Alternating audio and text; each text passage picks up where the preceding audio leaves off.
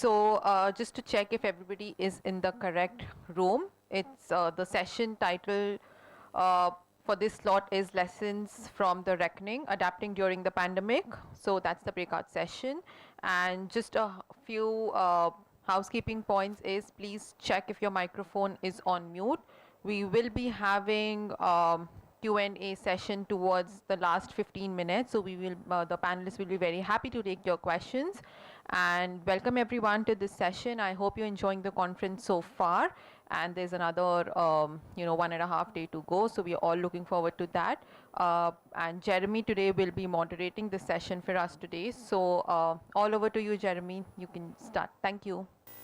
Hi, everyone. I'm Ryan Benitez. I'm the founder and CEO of Mito, a nonprofit that supports African students in accessing higher education. And hello, everyone. My name is Molly Witt. I work at the University of Vermont, where I oversee our international and our transfer processes. Wonderful. And now, so you've gotten to learn a little bit about our panelists today. And like I said, given their background and experience and how they interact with international students in different ways, we will have very unique experiences to share and thoughts to share based on everyone's work on the panel today. A quick agenda for what we're going to be discussing. We'll define what the reckoning means from those different perspectives from the entire panel. We'll talk about the impact on higher education accessibility and inclusivity. We'll address supporting students better and the lasting effects, practices, and opportunities for higher education. And then we'll wrap up with other takeaways and thoughts. And then following the panel discussion, we'll then open the floor to the entire audience for Q&A. So we'll jump right into our first topic of discussion today, which is defining the reckoning, both good and bad. Some things that have happened over the last year and a half have resulted in good things, some things more challenging.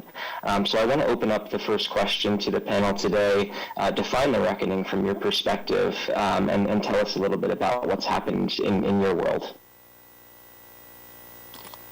So in the world for the high schools, the reckoning really things that changed, the things that brought the reckoning that brought change was causing educators to become more creative and schools becoming more creative in terms of the technology that they use, scheduling and pedagogy, and how do we help the students. How do we deliver good content and help the students through this hard time? At the same time, we also have to consider how do we help students in finding out what are their next steps. So the students becoming more aware of their options and the countries that they could be applying to. Students no longer only targeted US and UK. And so then we had to make sure that we help them figure out their next steps. In terms of some of the negative things that it brought on was how do we hire college counselors? How do we bring on international college counseling, or does everyone we hire have to be from local in the country already? So there's a lot of variety of things that we had to look at with this situation. Other thoughts from the group? Molly, you look like you may want to jump in on this. Yeah, thank you. A lot has come from this process, and it's really hit us all really hard. But some of the silver linings that exist in a pandemic, we've been able to re-examine who we are, what our core values are, what are the things that we absolutely need in order to be healthy, successful, and be able to focus on those core values that really drive us. And I think what I appreciate about that is it really strips us down and requires us to reflect on who we are and as an institution, as an individual, what we stand for, and start to rebuild from there. You don't lose sight of what you're trying to do through that process. What I also really appreciated about it is it allowed us an opportunity to reflect on what we're doing with our work and how we're serving students and how we're serving counselors. Things like our test optional policies and testing policies, or how we accept documents. Thinking about my office, and particularly thinking about domestic, less so on the international side, but certainly there's impacts. there was this perception that we had to only accept documents, physical documents, something you could hold in your hand. And that's just think about how archaic that is at this point. And particularly when we were first coming into the pandemic, to ask somebody to go to a post office to send something in the mail just seems life-threatening. So to be able to re-examine how we're accepting documents and how we're accepting different things, being able to transition our English testing and start accepting testing like the Duolingo English test, were all great things that I think help the practice of what we do. And then it allowed us to think about how we're serving students through our virtual platforms. And frankly, I would say, at least at my institution, we were not doing it well virtually until we were forced to do it well. And so being able to offer presentations and tours, virtual chats, whether it was with counselors or students, just to Aileen's point, we were able to be more creative in how we were providing access to students. Now, on the back end of that, I think we all went through just some really tough times, and all of us were experiencing to some degree and to large degrees isolationism. I was constantly worried about my team's mental health and physical safety. So to carry not just your own burden of work, but then to carry the burden of, are we going to be okay, was just such a huge thing to try and move through. I know not so much at my institution, but I definitely heard this from other colleagues. There was a question around the value of international students and the value of international recruitment. And that often led to positions being cut, budgets being slashed. And, when it come back to that idea of it really stripped us down to examine who we are, I think it really showed some good things, but also really some hard things as well, and things that maybe people weren't ready to honestly know about their own institutions. Really well said, Molly. Ryan, I want to give you an opportunity to share your thoughts as well. Thanks, Jeremy.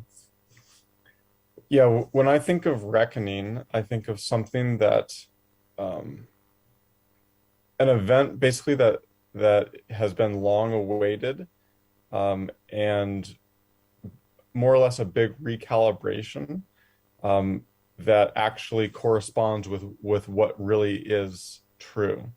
And so I think that though that there are definitely good and bad reckonings where some things were true, but maybe in practice were not realized or actualized, and it's good that now they are more so. But then also on the flip side of the coin, there are some negative ones too. So a few good ones that come to mind, that reckonings that have come as a result of the pandemic. I think the first is the price of education. I know in the US, at least for years, I've been hearing people talk about, oh my gosh, is there value?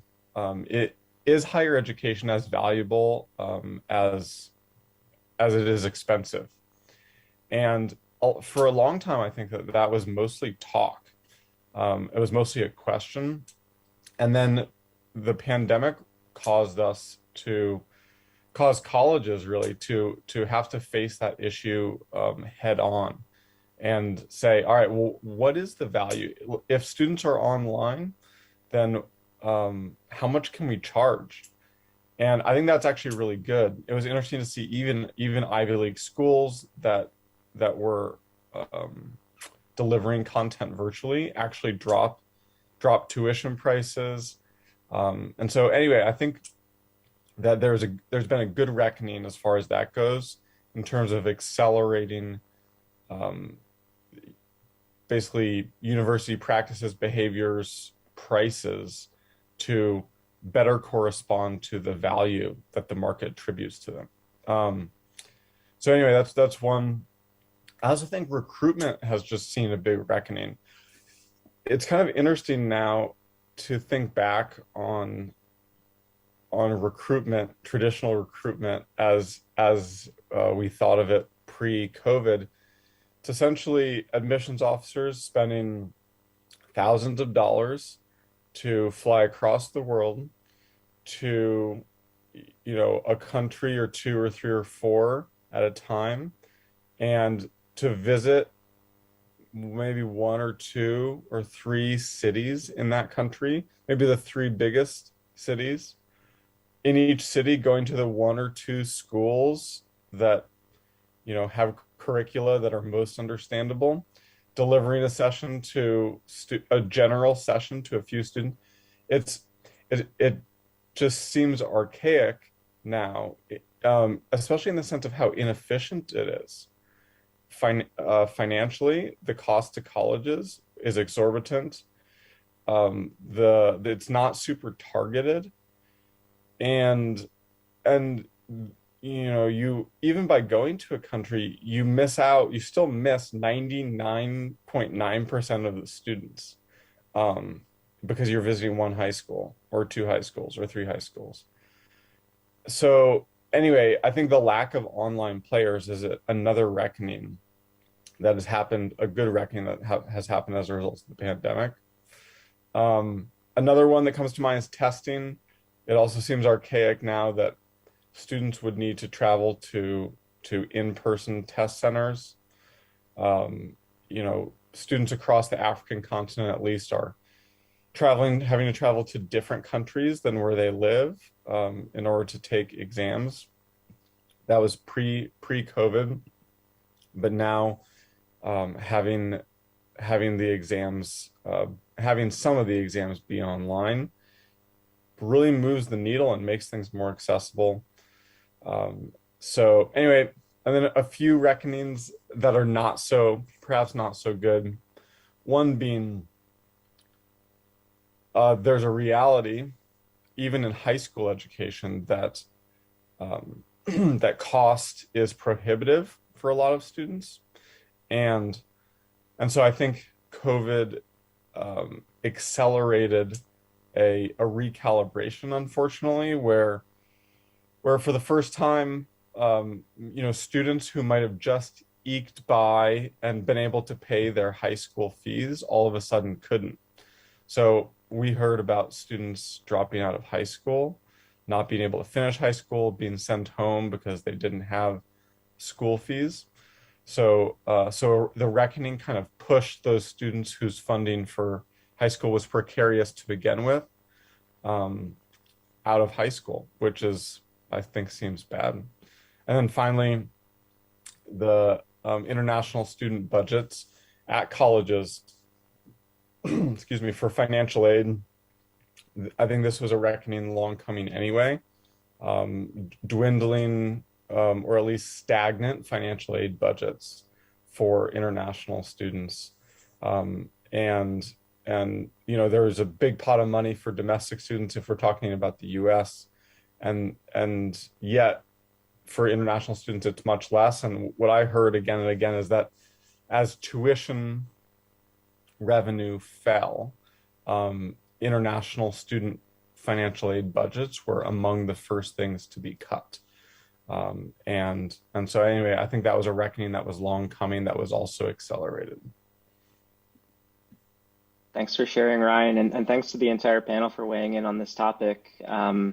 Yeah, from our perspective, really quickly, a reckoning for us, really is just that we're at this tipping point, this kind of inflection point where the world and higher education as we know it was forced to change. It wasn't like we all got together in a room and said, okay, we're going to make these changes. It was purely out of necessity.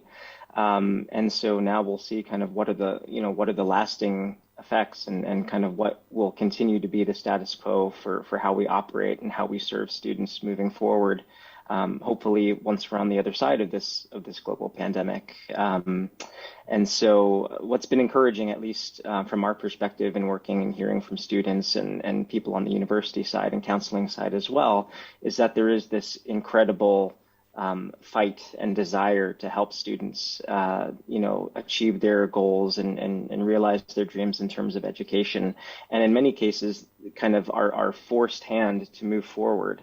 in certain ways and do things differently is providing really big opportunities for the industry as a whole to evolve and to really kind of continue on the right path to meet students where they are and meet their needs more efficiently than ever.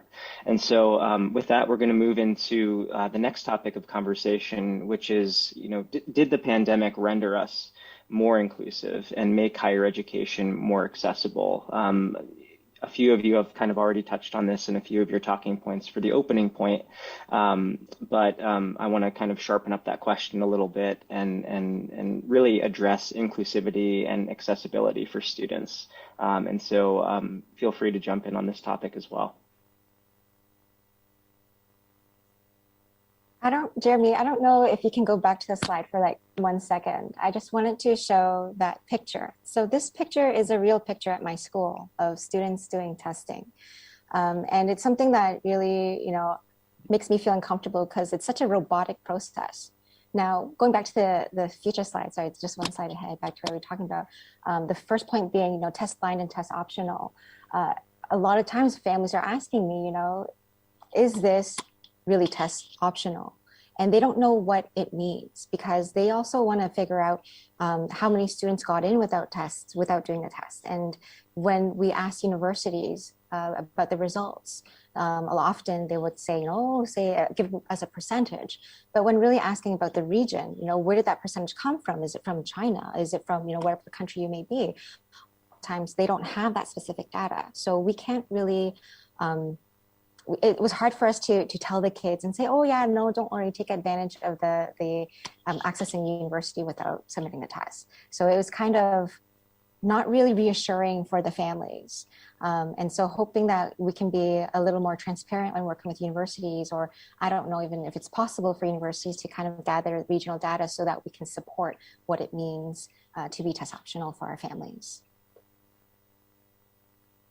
That's such a good point, Aileen. I think this last year was such a huge transitional time, being able to transition our entire reading, thinking from a university perspective, transitioning our entire reading process from test required to test optional or test blind is just a huge undertaking. And I know a lot of universities already had those policies in place. And so it was really easy for them to be able to weather the storm of while other universities were trying to transition.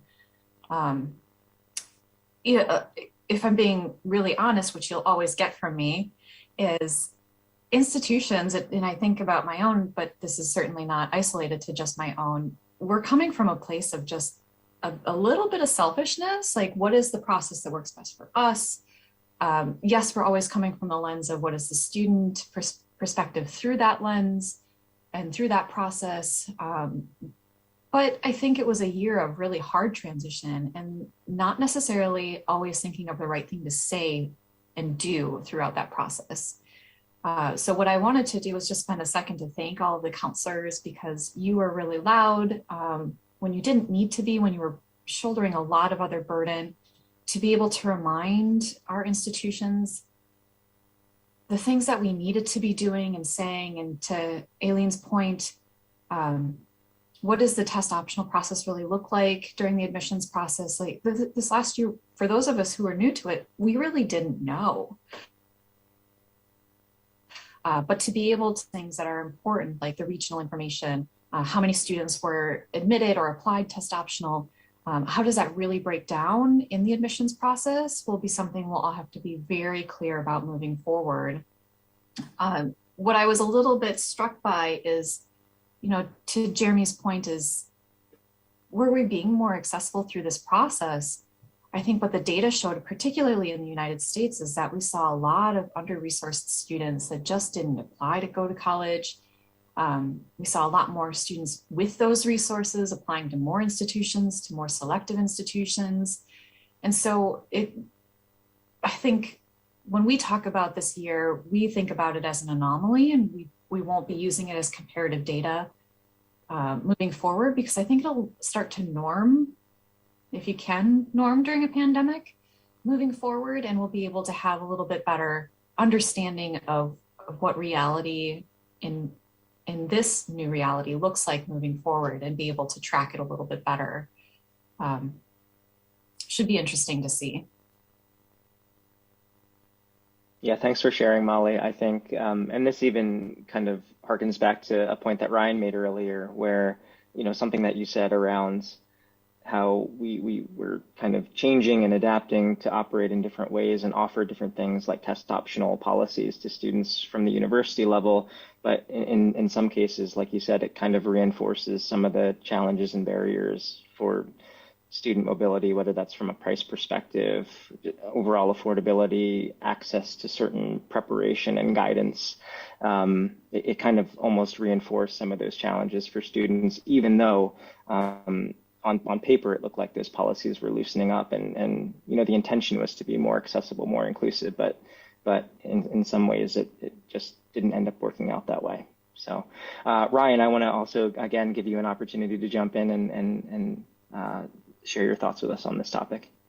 Thanks, Jeremy. I think Aileen and Molly have said it well, and I would echo what they've said. In one sense, applications were up, right? But so is selectivity. So I don't think it's not super clear that things are more accessible for students, because things got a lot more selective this past year. And to Aileen's point, I think it really matters to know by region what percentage of admitted or enrolled students took the SAT versus those that didn't take it. We know a lot of stories can be hidden behind aggregate percentages, and seeing specific data would give students confidence to know this really is test optional, or for me, this school is actually not test optional functionally.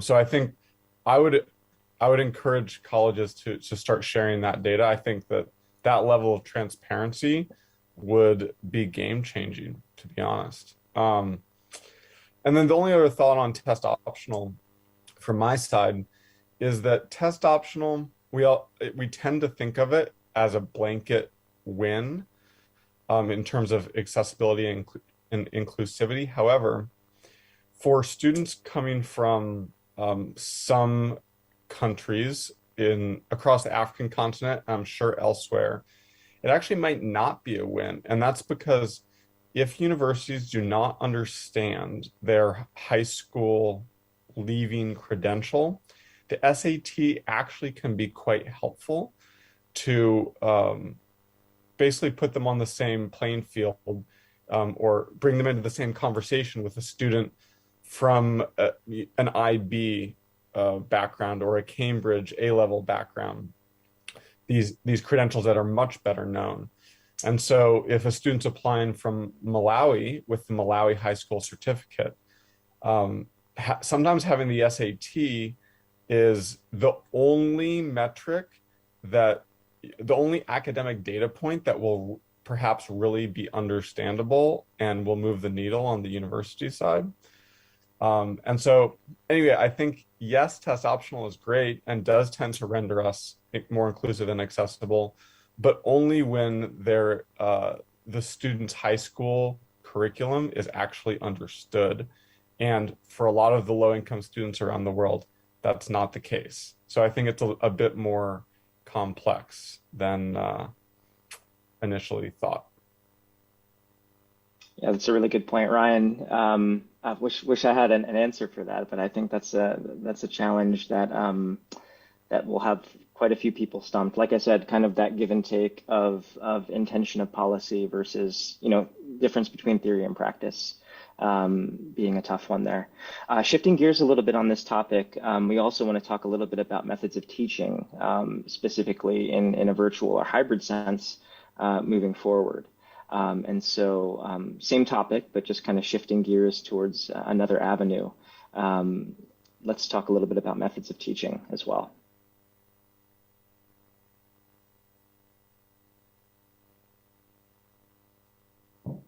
I can jump in to start with. I would imagine that the process of shifting to a virtual platform with teaching was perhaps a pretty similar one across like the university and high school perspective, but maybe with different resources and different expectations.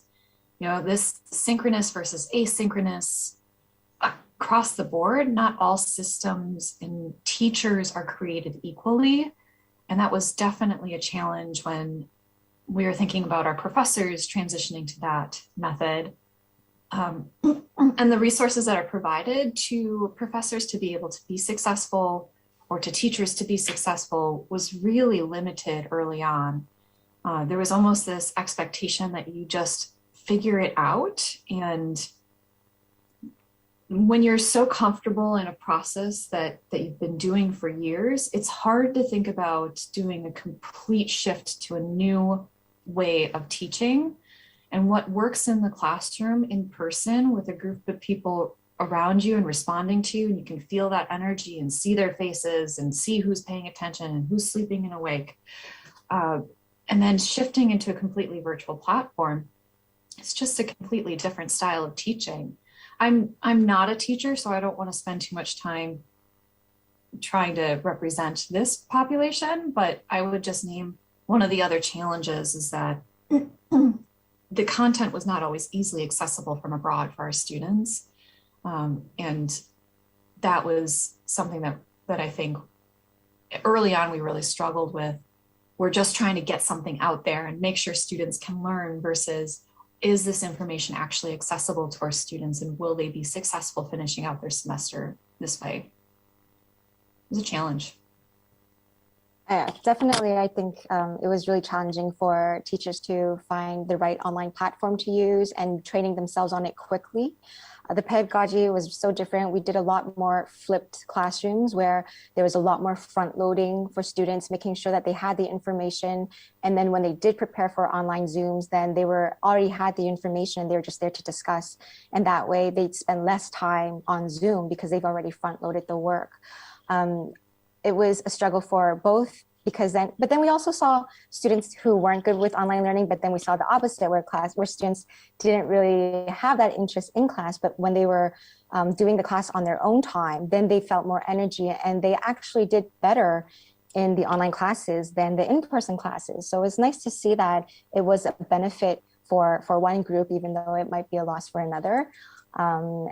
The other thing that we really appreciated was also, accessing satellite campuses.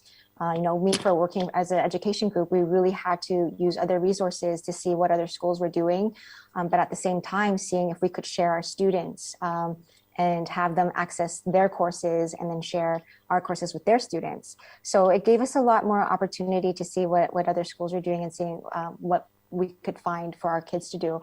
Although there wasn't more of the experiential learning, this kids getting the hands dirty, but, assigning kids or having kids come up with their own ways of doing the work and seeking the opportunities outside and their own experiments in their own homes. So making sure that we have to think a full 360 of really accessing what you can access at home or in your community, indoors, and then how we can front load everything. So it was, again, going back to the creativity, so much to do in terms of methods of teaching and learning. Yeah, absolutely. I think that's a good transition point too for, we heard a lot of stories and even have had direct experiences with schools and organizations pooling resources and sharing things back and forth. Maybe a few comments on your experiences with that. It was a really tiring year. I think a lot of college counselors and even admission officers would agree. So much of the virtual fairs and the conferences, the virtual sessions, the university visits that are all done virtually. So what we did in Beijing was that instead of just having one university host a seminar, we would gather, okay, this is the 15 schools that we have in the city that we have a consortium of. And so we'll have all 15 schools there. And that way, not every counselor needs to be there for every session, but the counselors took a break and we rotated the fairs as well. So really finding ways to share the resources, because you don't just want to keep all the information to one institution. You really want to work as a community, create that PLC, the professional learning community. We get into education not to just better one institution, but to better society as a whole. Yeah, couldn't agree more. For the sake of timing, I want to talk a little bit, I want to circle back to this topic of inclusivity. Obviously, a global health pandemic has affected refugee students in deeper, more impactful ways than normal. Ryan, we haven't heard from you in a little while, and so I'd love to, from the refugee engagement, outreach, and support perspective, would love to hear your thoughts on this in particular. Yeah, thanks, Jeremy. I think that from the refugee perspective, but even I'll speak about just the low income student perspective more generally.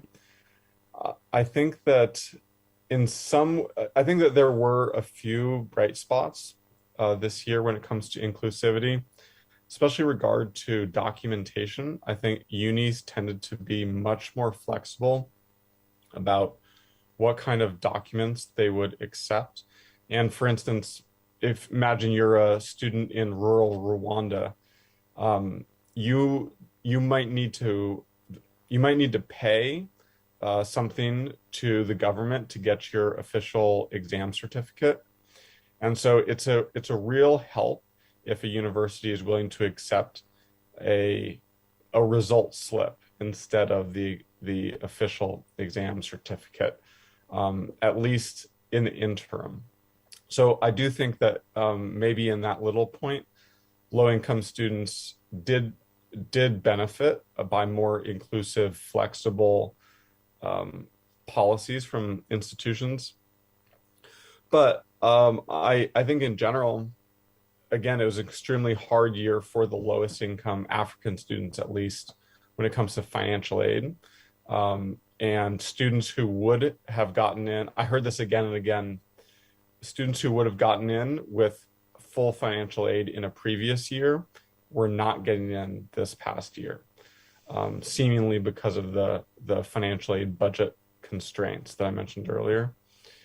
So I think in that sense, no, this did not render us more inclusive and accessible. I think that's the general story. The documentation being an exception. The other exception being there were some bright spots, I think, that came from the wild uncertainty that institutions faced. And actually, someone on this call, Joan Liu, mentor, friend of mine, and probably mentor and friend of literally everyone else on the call, knowing Joan, she started really during the pandemic a program called Second Chance. And the idea being institutions sometimes will have some money left over after April 1st, after the traditional application process is done, where maybe a student that they thought would enroll didn't enroll. And they want to welcome a student to campus. And so what Joan did with incredible, mind-blowing success is run a program after April 1st for a whole bunch of high-need, high-achieving students to access some of this funding that was more or less left over. And I would posit, though I can't say for sure, that some of the reason there was so much funding left over is because there was so much uncertainty in this process along the way. And so institutions maybe were unwilling or unlikely to offer all of the aid, all of their budget for financial aid that they had in various rounds, and or students just weren't enrolling. And so they ended the process with a pot of money that Joan incredibly helped tap for the sake of inclusivity and accessibility for the poorest students. So anyway, there's a bright beacon of hope and positivity that came out of this for refugees and low-income students. Great, Ryan. Thanks for sharing. Before we move on, would anyone else like to touch in on this particular point? Yes. All right, go ahead, Aileen. I have to touch on this just because I'm so proud. So usually, we did have scholarship for one refugee student And because of the situation right now and COVID, we weren't able to bring a scholarship recipient. So what happened was, thanks to virtual learning and how fast we moved on virtual learning, was that we decided to bring, learning, the teaching and learning to the refugee center in Jordan. So instead of just helping one student here graduate, 20 of our students actually used virtual platforms to help tutor the refugee students on the Tawjihi, the Jordanian entrance, the university entrance exam. And, just a week ago, my faculty member told me that every student that they tutored had successfully passed the Tawjihi. So knowing that we've been a part of that process through virtual learning, knowing that, we were helping them in, specific subjects for English and math, because, everything else was in Arabic and we weren't able to help that. But just knowing that there's specific subjects and things that we can still do to help them within the college entrance application, the whole process. I think that, and it's from virtual learning, I think a lot of us can reach out and help them through virtual learning just by doing something like that. It's the tutoring and hoping that, universities can also do that. I know there's a lot of the EDX and Coursera's but really seeing what they need and how we can serve them through virtual learning is an opportunity we shouldn't miss. Yeah, absolutely, Aileen. What an amazing story. Thank you for sharing. I hope, all attendees and people listening in, take away from what's been said on this particular point as, finding those opportunities to, whether it's an active or a more kind of passive option to help students with the highest need. I think there are certainly opportunities out there, for us to be more thoughtful and purposeful to level the playing field in that way.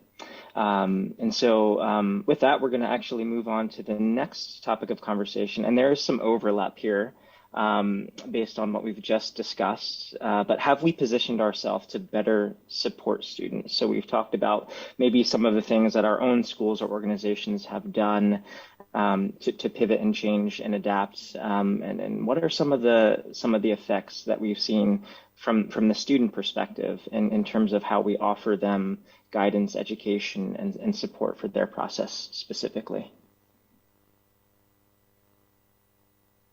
I can jump in a little bit here. I want to take a little bit different perspective to this with the campus safety piece. I think was really moving into the fall of 2020 was such a challenge, and a lot of universities weren't ready to make a call on if they were going to offer in person or virtual or hybrid.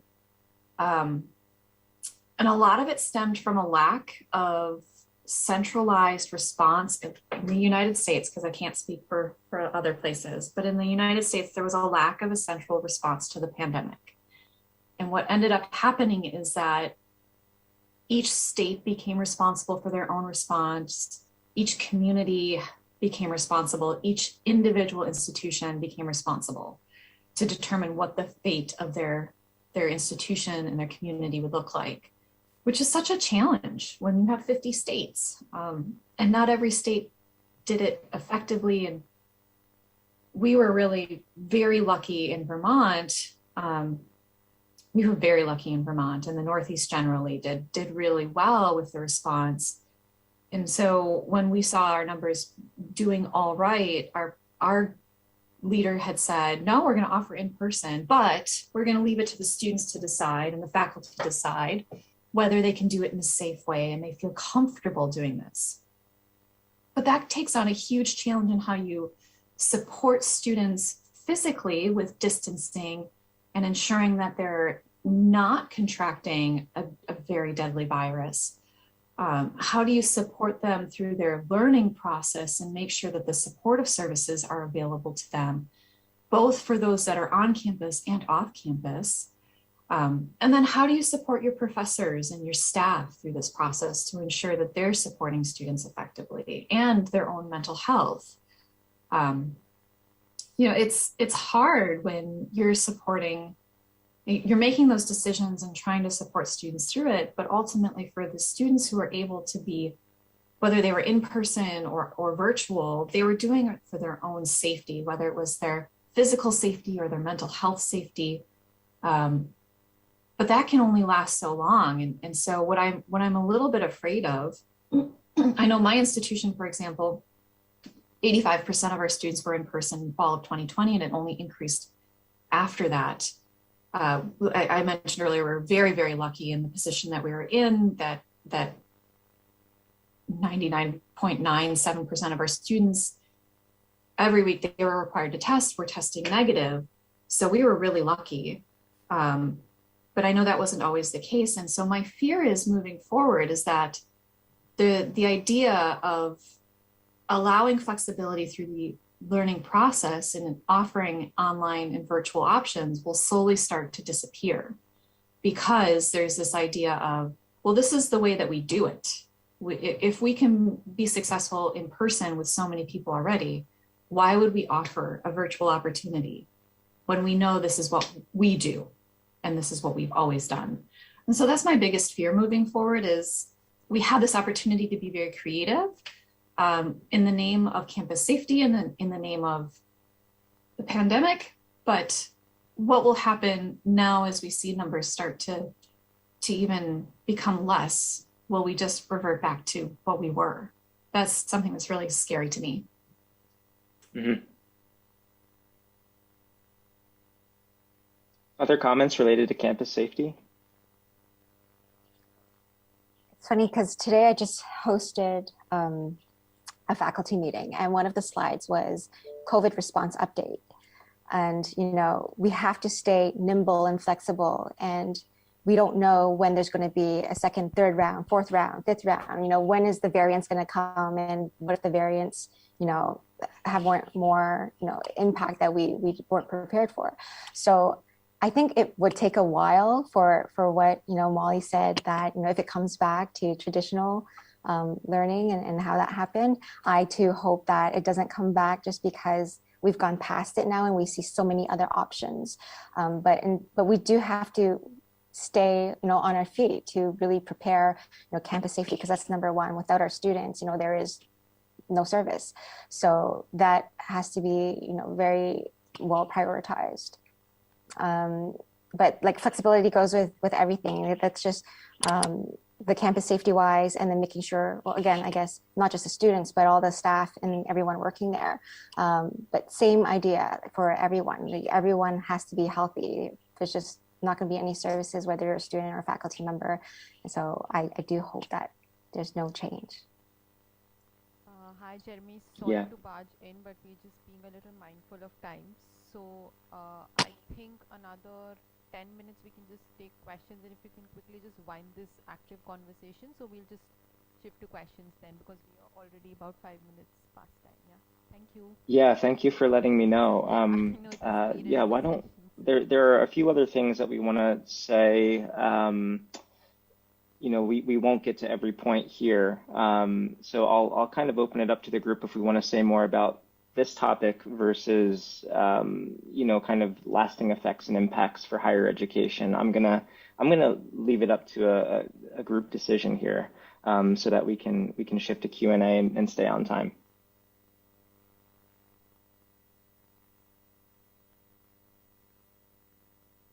Okay, why don't we shift gears here, just so that we can make sure that we address every point. We may not get to everything, like I said, but let's at least address this one in terms of, you know, kind of looking into a crystal ball into the future, what we think the lasting effects, practices, and opportunities are for higher education. Again, a few points on here that we won't get to for time, but if you want to pick out maybe, you know, the one key point from each panelist to talk about before we go into Q&A.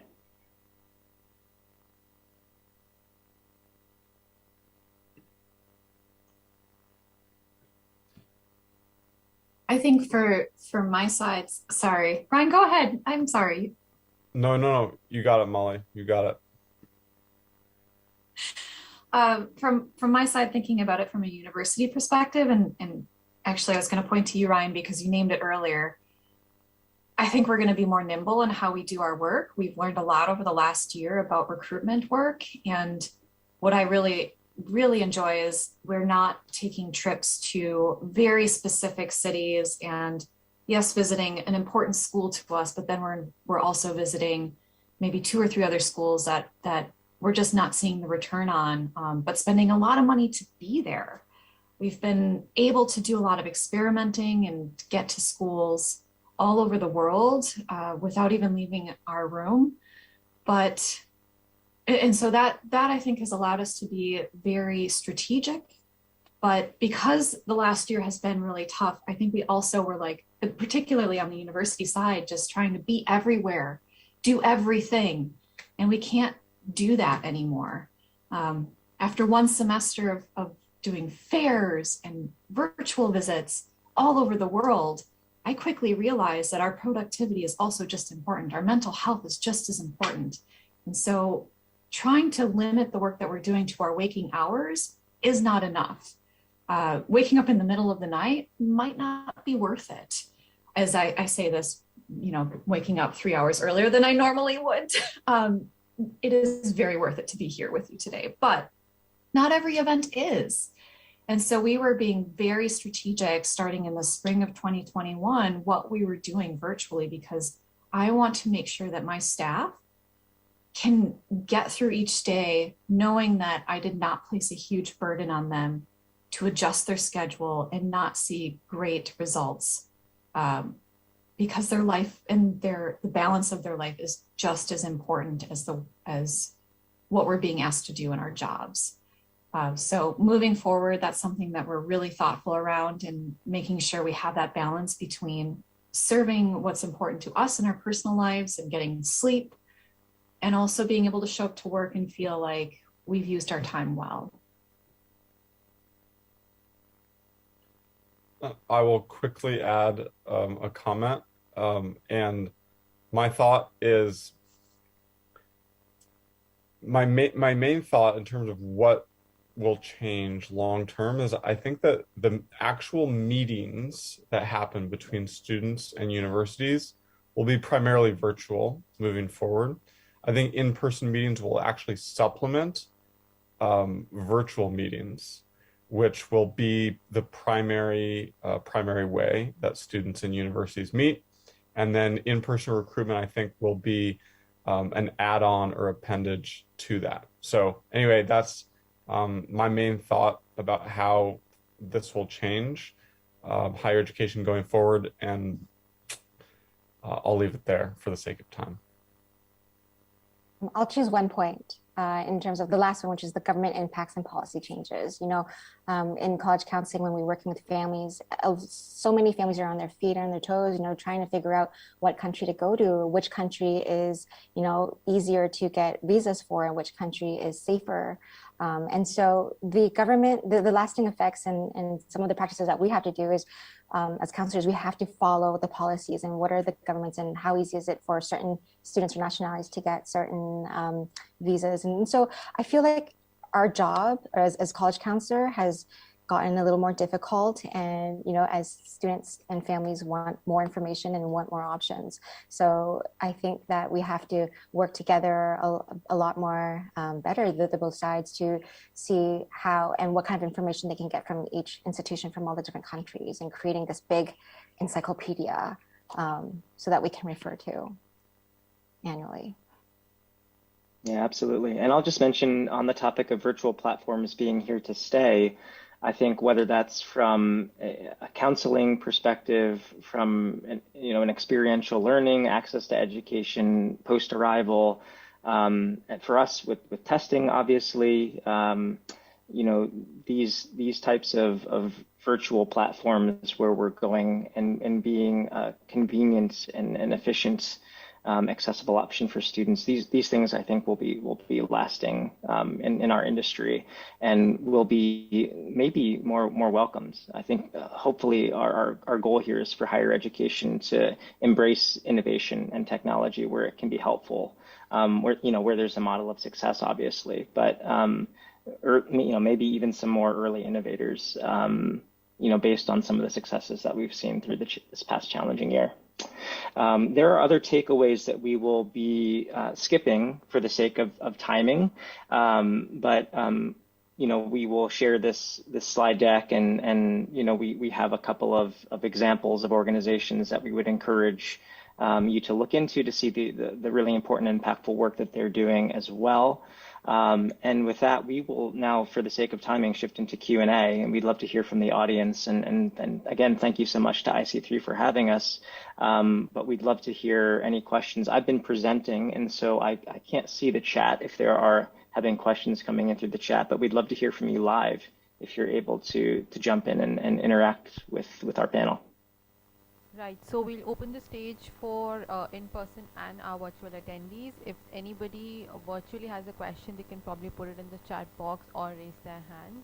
And here, if anybody has questions, then happy to answer.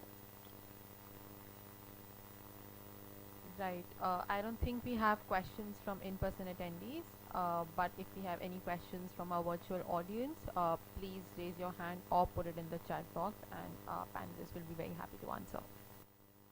I'm also looking through the chat now that I'm off of screen share, and appreciate the very nice comments in the chat that I see here, but I don't see any questions, at least scrolling through so far. So again, we'd love to hear from you if you have a question for anyone in the group. And I would invite the panel. I know, Ryan, you've done this proactively, so great work there. But you shared your contact information in the chat. I would encourage the rest of the panel to do the same in case any of the attendees would like to get in touch after our session today. Maybe one last comment from me, if no one has anything. One thing that strikes me about the reckoning that's happened is that it has accelerated trends that were already happening and brought them to their logical end. And so a challenge, and as we've talked about in this session, that has been good and bad.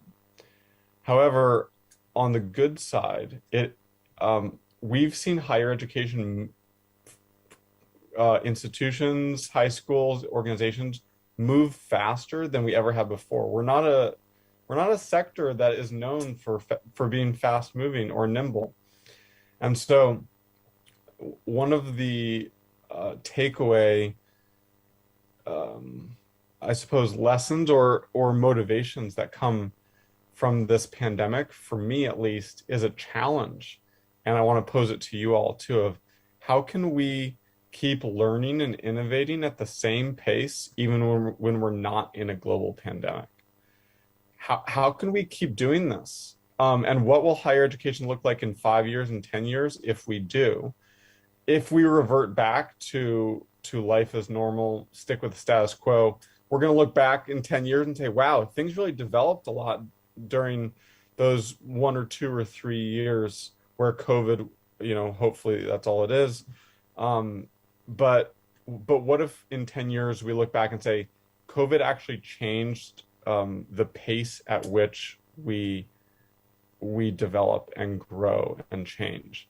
I think that would be truly game changing. So anyway, that's something that's on my mind. If y'all have thoughts, would love to hear them about how we can do that. Because I think it's kind of contrary to human nature to change when we don't have to. But for anyone who has ideas, I'm all ears, and would love to hear even examples of people who are doing this well. Yeah, Ryan, thanks for sharing. I'll just say quickly, one thing that resonated with me based on what you said is that's very much on my mind as well. We've heard from so many colleagues, what we're doing now versus what we could revert back to or going back to normal. And I'm not sure if I exactly think of it that way, as much as I think of how this entire process and experience is more of kind of like an evolution in terms of how we will change and adapt moving forward.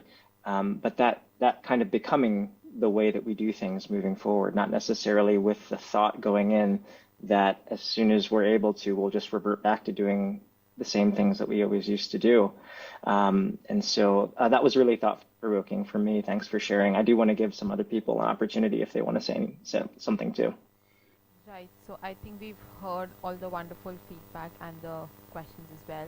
So I guess we will close the session so that we can welcome audience for the next session. But thank you so much, Jeremy, for moderating this for us, and thank you so much for all the panelists for waking up at odd hours and coming on screen, and we thank all our virtual attendees and our in-person attendees for attending this session today. Thank you so much and have a great conference ahead, and thank you so much.